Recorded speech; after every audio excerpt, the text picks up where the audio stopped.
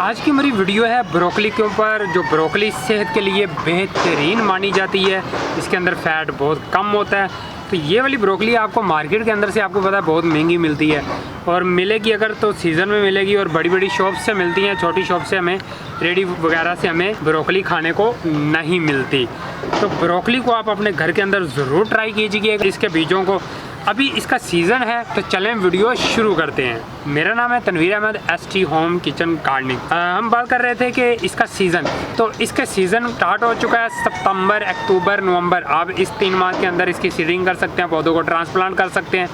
बेहतरीन साइज़ की आपको ब्रोकली आपके घर के अंदर देखने को मिलेगी। जैसे अभी एक मैंने पौधा ये ट्रांसप्लांट किया है, इसके लिए खाद और गमले का साइज़ देख लेते हैं। पहले मैं आपको खाद का बता दूँ कि केमिकल अगर थ्रू आप लगाना चाह रहे हैं, तो जब पौधा आपने ट्रांसप्लांट करना है तो मिट्टी के अंदर पहले आपने DAP खाद मिक्स करनी है। ये जो मेरे पास टब है ये 1.5 फुट चौड़ा है और 1 फुट गहरा होगा। इसके अंदर 2 चम्मच चावल खाने वाले जो होते हैं वो वाले आपने DAP की खाद इसके अंदर मिक्स मिट्टी के अंदर करके फिर पौधों को ट्रांसप्लांट करना है।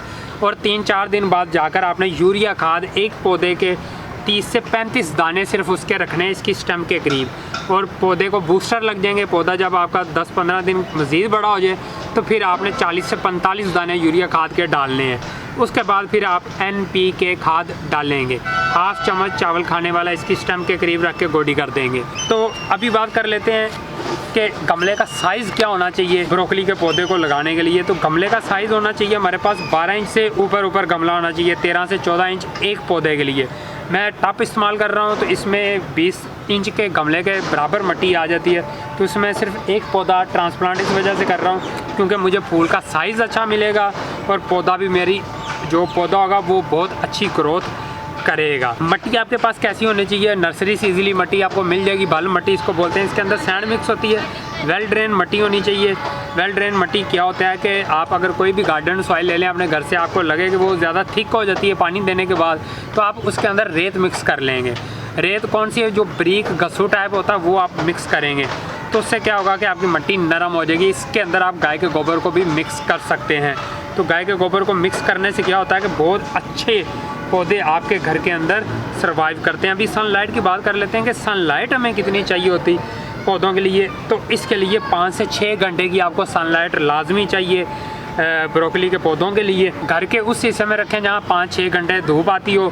तो दीवारों के पास आपने गमलों को जोड़ के नहीं रखना, थोड़ा 2 से 3 फीट फासला छोड़कर गमलों को रखा करें सब्जियों वाले पौधों को।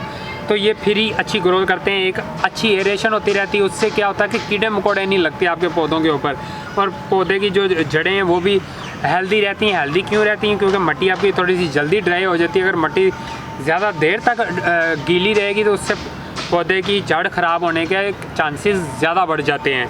तो ये बात आपने लाजमी ज़हन नशीन कर लेनी है। पानी विंटर सीज़न में कैसे देते हैं इनको? तो पानी देने का तरीका, जैसे अभी मैं पानी दे रहा हूँ इसको, तो मुझे 3 दिन और पानी इस्तेमाल करने की ज़रूरत नहीं पड़ेगी।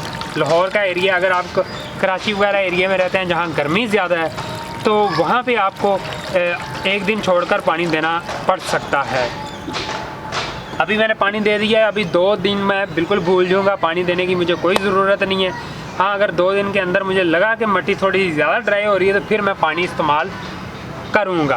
ब्रोकली को पौधों के ऊपर ये बेहतरीन वीडियो मैंने आपके साथ शेयर कर दी है। अगर इसकी सीडलिंग की वीडियो देखना चाहते हैं तो मेरे चैनल के अंदर वीडियो ऑलरेडी अपलोड है, आप वो वीडियो देख सकते हैं। तो मिलते हैं एक नेक्स्ट वीडियो के साथ, तब तक के लिए अल्लाह हाफिज़, बाय बाय।